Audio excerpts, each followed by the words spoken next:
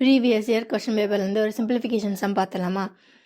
So இங்கே என்ன கொடுத்துருக்காங்கன்னா 72 power 5 divided by 12 power 5 into 3 power 5 பண்ணலாமா? ஸோ சிம்பிளாக இங்கே எல்லாத்தோட பவர்லேயும் 5 இருக்கிறதுனால இதை ஓட எழுதிடலாம். So 72 divided by 12 into 3 power 5. ஏன்னா இங்கே இங்கே இங்கே எல்லாத்துலேயும் பவரில் 5 இருக்கிறதுனால ஓட எழுதிக்கிறோம். ரைட், இது எழுதுகிறப்போ ஒரு விஷயத்தை கவனிக்கணும். இங்கே மல்டிப்ளிகேஷன் அண்ட் டிவிஷன் மட்டும்தான் இருக்குது. ஒரு வேளை அடிஷனோ சப்ராக்ஷனோ இருந்திருந்தால் இந்த மாதிரி ஓலா பவர் 5 எழுதக்கூடாது.